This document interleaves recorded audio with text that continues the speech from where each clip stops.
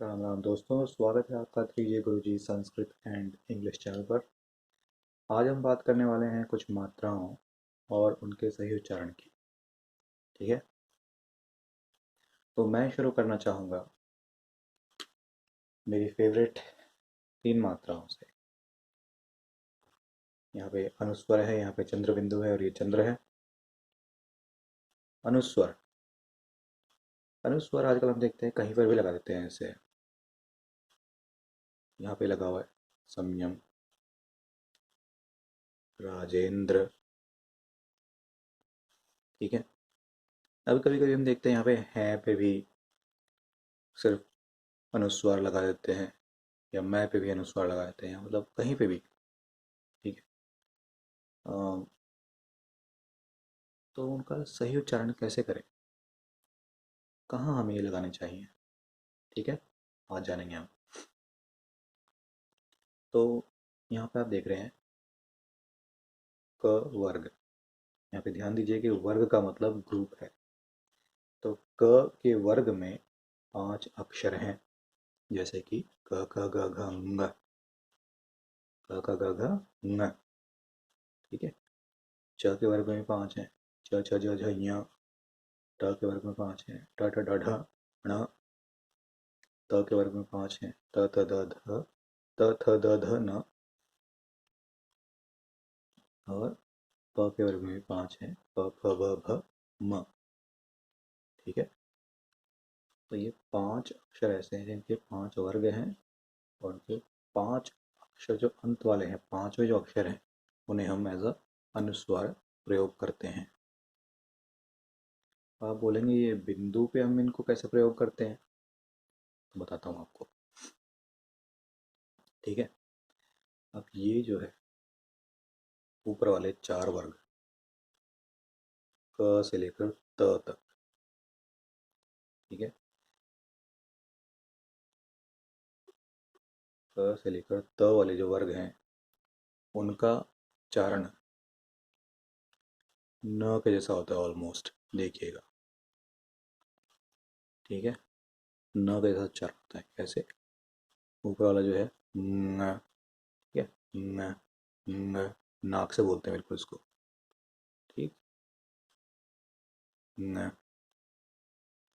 और ध्यान देने वाली बात इसमें यह भी है कि जब इसके साथ में लगा हो ये डॉट, तो इसे न पढ़ा जाएगा। और इसके नीचे लगा हो डॉट, ड के अगर नीचे डॉट लग जाए, तो इसे हम पढ़ेंगे ड़, जैसे कि पकड़, जकड़। ठीक है, तो ये इन दोनों का टोटल मतलब अलग अलग है। ध्यान देने वाली बात है, ध्यान दीजिएगा जब कभी लिखें तो। ठीक, ऐसे ही यहाँ पे चवर्ग वाला जो पंचम अक्षर है, 5वां अक्षर है, उसे बोलते हैं न्य, न्य। ठीक है, ये, और इसे न्य भी बोलते हैं, न्य, न्य। यानी इसमें न का साउंड आता है, साथ में य का साउंड भी आता है ऑलमोस्ट। ठीक है, फिर टवर्ग का 5वां अक्षर ण, ण, ण, ण, ण। ठीक है, तो ण, ये इस तरह से साउंड आता है। तवर्ग का 5वां अक्षर है न, न, न। ठीक है, पवर्ग का 5वां अक्षर है म। ठीक है, अब ध्यान देने वाली बात इतनी है कि इस वर्ग में से कोई भी अक्षर, जैसे क वर्ग है और क वर्ग में से कोई भी अक्षर आ जाता है। ठीक है, जैसे कि यहाँ पे द वर्ग का अक्षर है। ठीक है, जिस अक्षर पर लगा हो उसका अगला अक्षर हमें ध्यान देना है। ठीक है, जिस अक्षर पर यह अनुस्वार लगा हो उसका अगला अक्षर हमें ध्यान देना है कि कौन सा है। ठीक है, तो हमारे केस में यहाँ पे द लगा हुआ है। ठीक है, अब द वर्ग का है क्योंकि, इसलिए यहाँ पे, तो त वर्ग का है ये, त थ द ध न। तो यहाँ पे इस बिंदु का मतलब 5वें अक्षर वाला जो है न माना जाएगा। ठीक है, राजेंद्र, और ये आधा अक्षर माना जाता है इस बिंदु को, आधा अक्षर। ये पांचों जो है आधा अक्षर, इसलिए इसे बोलते हैं आधा स्वर, यानी कि अनु, छोटा स्वर, अनुस्वार। ठीक है, आधा अक्षर है तो अनुस्वार। ठीक है, अब यही जो बिंदु है, यहाँ पे जो न था ऊपर जाके हो गया म। कैसे? वो ऐसे, क्योंकि इन चारों स्थिति के अलावा अगर कहीं पर ये अनुस्वार लग जाए तो होगा म। म। ठीक है, तो संयम, संयम। ठीक है, संयम, समझ गए? या फिर संयोग, या फिर हम जैसे पढ़ते हैं ना कई बार,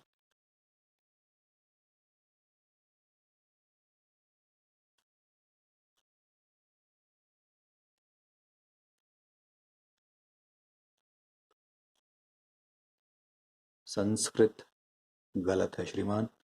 इसे एक्चुअली हम पढ़ते हैं, और जो जो संस्कृत पढ़ते हैं, लेकिन हम इसका सही उच्चारण जो होगा संस्कृत। ठीक है, इस तरह से संस्कृत, संस्कृत। ठीक है, संस्कृत, यही उच्चारण होगा इसका सही।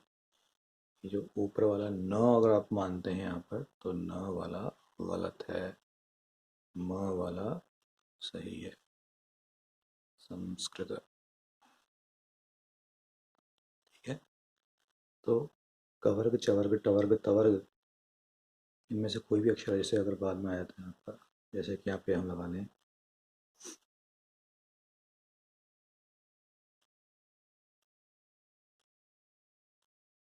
संख्या। ठीक है, तो न, न, ठीक है, न, न, तो संख्या, संख्या। ठीक, तो बस आपको ध्यान देना है कि अगला अक्षर कौन सा है, जिस जिस अक्षर पे ये बिंदु या अनुस्वार लगा है, उस अक्षर का अगला अक्षर कौन से वर्ग का है, उसके हिसाब से हमें ये जो है उच्चारण करना होगा अनुस्वार को। ठीक है, ये तो हुई हमारे अनुस्वार की जानकारी। अब हम बात करते हैं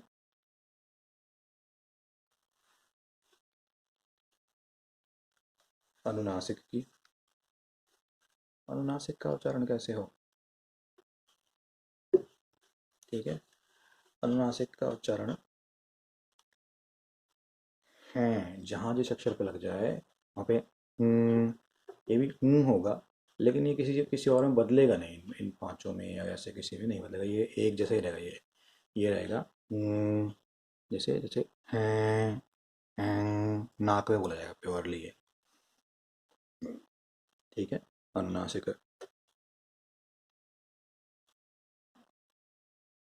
ये बिंदु अनुस्वार है, ये चंद्र बिंदु अनुनासिक है। ठीक है, तो इसे हैं, मैं, अब कई लोग लिख देते हैं यार मैं जा रहा था, गलत है। मैं ऐसे नहीं लिखेंगे, मैं लिखेंगे ऐसे, मैं। ठीक है, और कुछ लोग, क्या आप पांचवी कक्षा पास हैं?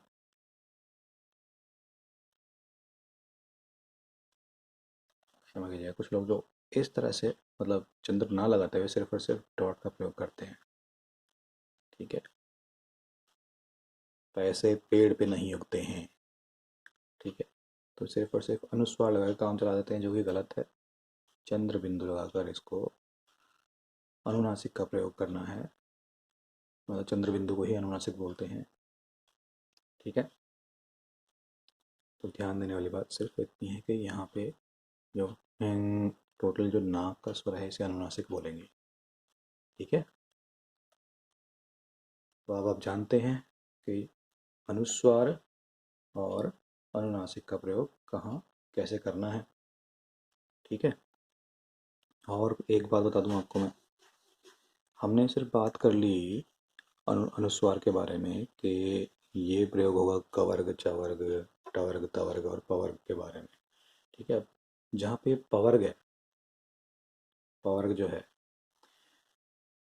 अब इसमें ध्यान देने वाली बात है कि यहाँ पे लगेगा, जैसे मैंने आपको बताया ना, संयोग संस्कृत है। ठीक है, अब बाकी अक्षरों का क्या होगा, यर अलावा शशा सह, इनका क्या होगा, क्षत्र ज्ञ, इनका क्या होगा, इनके साथ में अगर कभी ऐसी सिचुएशन आ जाए कि बाद वाला अक्षर आपका इनमें से कोई एक हो तो कैसा होगा उच्चारण। तो ध्यान दीजिए, यर लव श ख स ह जो हैं, अगर इनमें से कोई अक्षर अगर आपका बाद में आए, ठीक है, तो यहाँ पर उच्चारण होगा ठीक है। ठीक है, मेरे दिमाग में अभी कोई शब्द नहीं आ रहा, पर उदाहरण के लिए ऐसे कोई रैंडम बना लेते हैं। ठीक है, जैसे कि अ,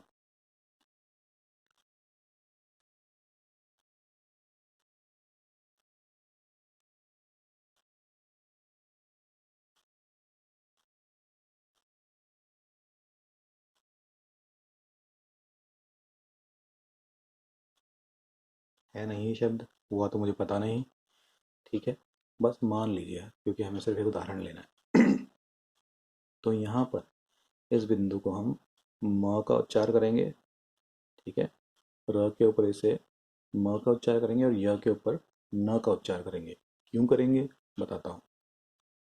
ठीक है, अब जैसे हमारा एक रूल हमने बताया था कि कोई कॉमन से अक्षरों के साथ में हमें न वाला उच्चारण करना है, बाकी जो बच जाएं उनके हाथ में म का उच्चारण करना है।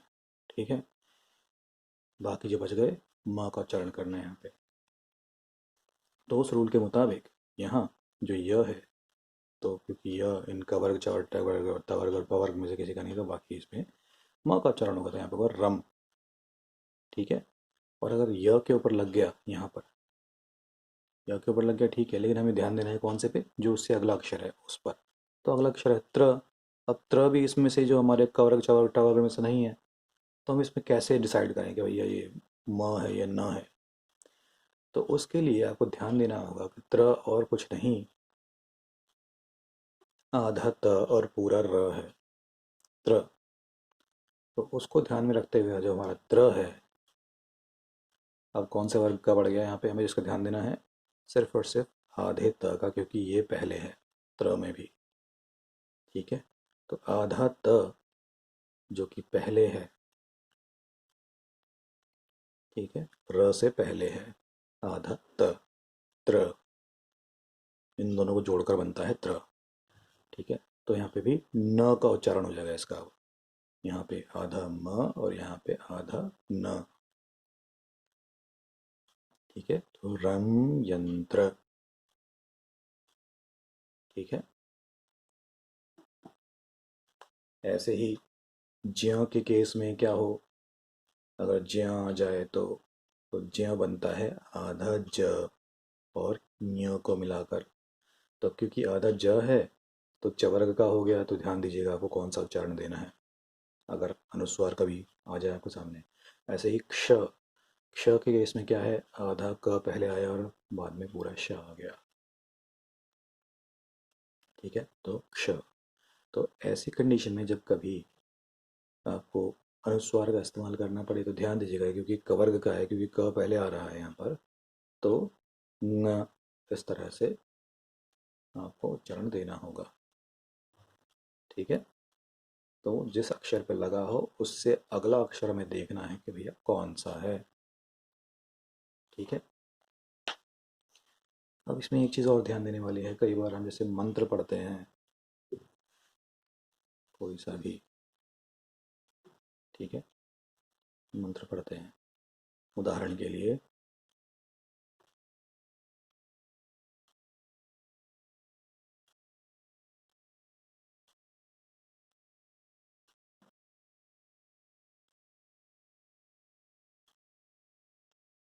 गणपतये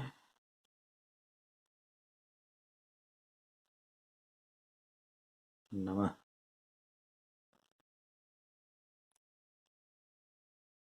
ठीक है।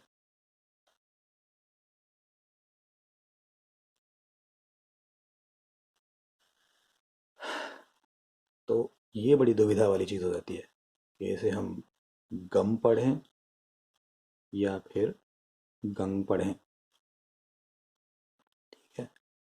तो अगर ये अक्षर सिर्फ और सिर्फ अकेला लिखा होता तो रूल ये बनता है अब कि इसे गम पढ़ा जाए, क्योंकि इसके आगे कोई भी अक्षर नहीं आया। लेकिन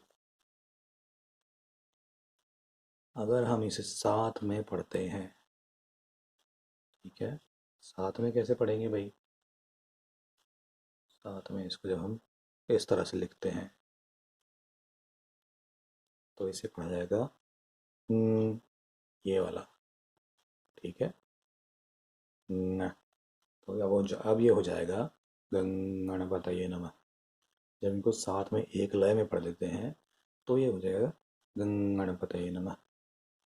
लेकिन अगर यही अलग अलग लिखे हैं, क्योंकि अब ये अकेला हो गया, तो अकेले का रूल है अनुस्वार का उच्चारण होगा म, आधा म। ठीक है। तो गम गम गणपतये नमः। ठीक है। साथ में लिखा जाए तो गण गणपतये नमः आधा न साथ में लिखने पर, और साथ में न लिखा जाए तो आधा म। समझ गए आप किस तरह पढ़ना है इसको अनुस्वार को अब?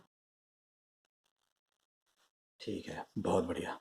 तो अब हमने सीखा अनुस्वार का प्रयोग और अनुनासिक का प्रयोग।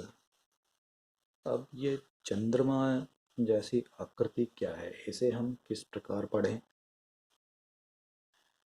तो ये चंद्रमा जैसी आकृति का प्रयोग, इस मात्रा का उच्चारण होता है अ ए। ठीक है। अ ए बोलेंगे भैया, अगर अ ए है तो फिर ये ओ की मात्रा और औ की मात्रा क्या कर रही है, वो भी बताएंगे। तो पहले अ ए के बारे में जानें। तो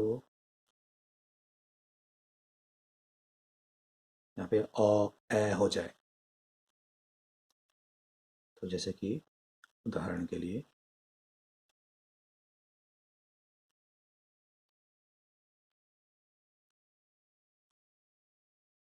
कॉफी, कॉफी। ठीक है। इसे बोलते हैं चंद्र बिंदु, और ये जो मैंने लगाया है नीचे, ये जो नीचे वाला बिंदु है, इसे बोलते हैं नुक्ता। ठीक है। तो ये फ को इसने फ बना दिया, ज को ये ज बना देगा। जर्दा और जर्दा, इसमें फर्क है देखिएगा। ठीक है। जे और जेड में जिस तरह से फर्क होता है, वैसे ही ज और ज में फर्क होता है। ठीक है। तो ज को ज बनाने के लिए यहाँ पे नुक्ते का प्रयोग किया जाता है, फ को फ बनाने के लिए नुक्ते का प्रयोग किया गया है। ठीक है। उदाहरण के लिए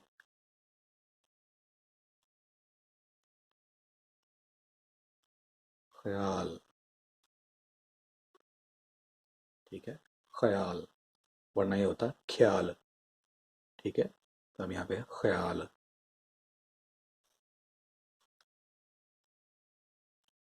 ठीक। तो हम बात मेनली कम कर रहे थे चंद्रमा की, तो कॉफी। ठीक है।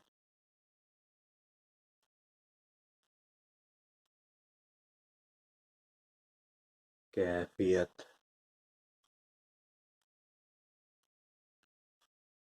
कैफियत, है ना? तो अब आपको पता चल गया होगा इसका ए या फिर अ की जगह पर काम आ जाएगा ये वाला, है ना? ये चंद्रमा ए अ की जगह पर काम आएगा। तो हमारी ये तीन मात्राएं हो गई पूरी। ठीक। रही बात नुक्ते की, तो नुक्ते के बारे में भी मैंने आपको बता ही दिया है। नुक्ता कहाँ प्रयोग होगा? जहाँ पे ज को ज बनाएगा, ख को ख बनाएगा, ठीक है, और फ को फ बनाएगा, और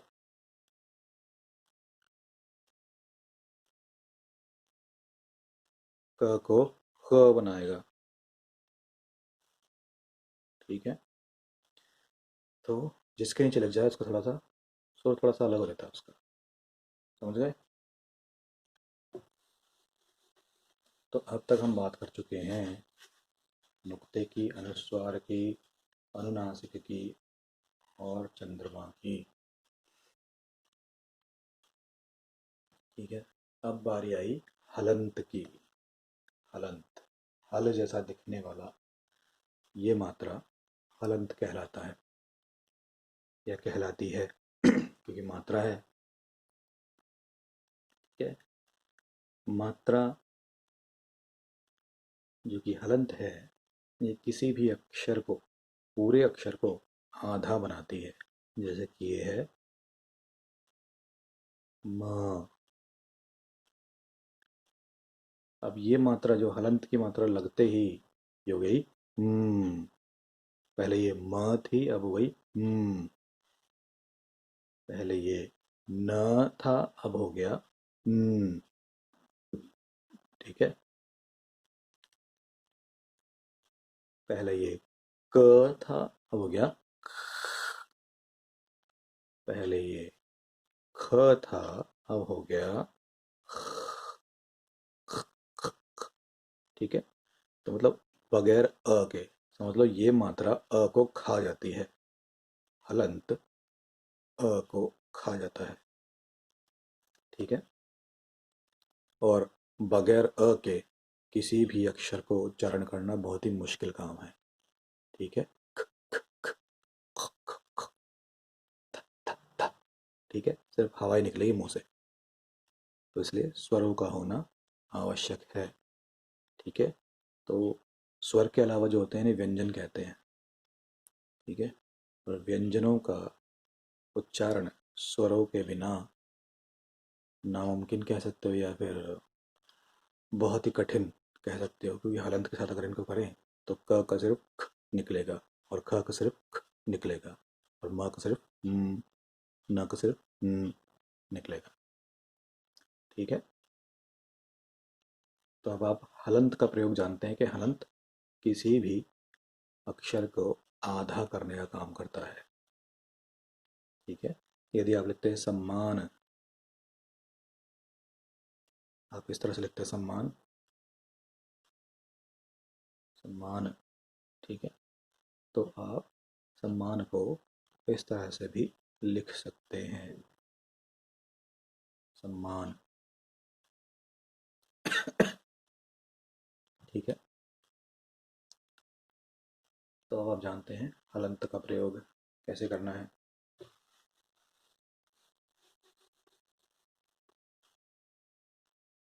ठीक है।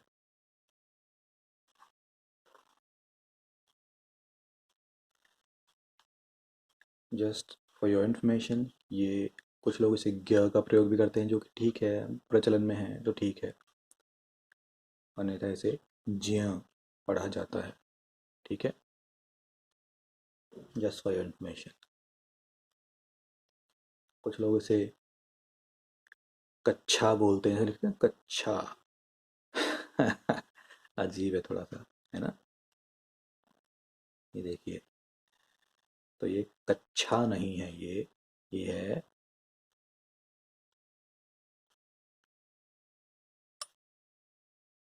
कक्षा,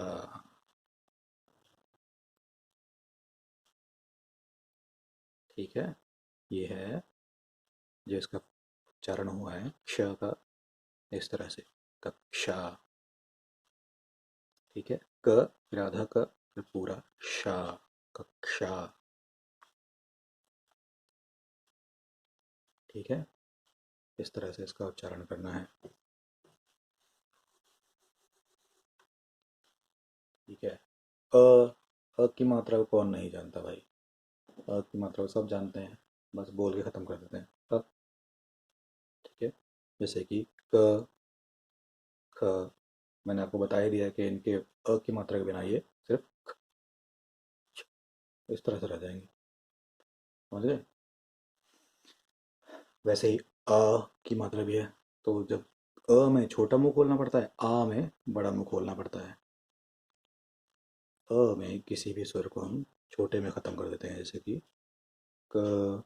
और इस स्वर को बड़ा खोलना हो, थोड़ा बड़ा बुलाना हो, तो हम कहेंगे का। ठीक है, तो हमने और की मात्रा भी ख़त्म कर दी। लेकिन आपने देखा होगा पर कुछ मैंने यहाँ पे अनयूजुअल मात्रा लिखी हुई है, जो कि नॉर्मली हमने शायद ना पढ़ी हो अपने स्कूल में। ठीक है, वो है ये मात्रा है। इनका क्या प्रयोग है, इन्हें क्या कहते हैं? ठीक है, तो इन्हें हम कहते हैं प्लुत। ठीक है, इन्हें हम कहते हैं प्लुत। अभी जो एस वाली आकृति का है, इसे हम बोलते हैं ह्रस्व प्लुत, और इसे हम बोलते हैं दीर्घ प्लुत। ह्रस्व यानी छोटा, दीर्घ यानी बड़ा, तो छोटा प्लुत, बड़ा प्लुत। ठीक है, इनका काम क्या है? तो मान लीजिए कोई भी मात्रा है, चाहे अ की, ई की, उ की, ए की, जो मात्रा है नॉर्मली, उन्हें बड़ा दिखाने के लिए ई उ औ की मात्रा जो है, उन्हें बड़ा दिखाने के लिए हम ये प्लुत का प्रयोग करते हैं, यानी बड़े से ही बड़े। यानी फॉर एग्जांपल, अगर इस मात्रा को बोलने में हमें अगर 1 सेकंड लगता है या आधा सेकंड लगता है, तो प्लुत को अगर हम लगा देंगे, तो आधा जमा में आधा। अभी आधा जमा में आधा क्या है? मान लीजिए कि आधा सेकंड हमें एक मात्रा को बोलने में लग रहा है ठीक है, तो आधा जमा में आधा, इसको लगाने पर 1 सेकंड हो जाएगा वही मात्रा ठीक है, एक बार प्लुत लगाएंगे ठीक है। तो ऐसे मान लीजिए मेरा ये संस्कृत का मैं आपको कोई उदाहरण देके बताता हूँ।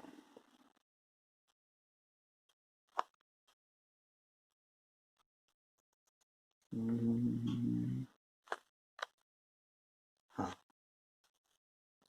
यहाँ पे जो 40वां है, सॉरी 50वां, यहाँ पे प्लुत का प्रयोग दिया गया है, ध्यान दीजिए।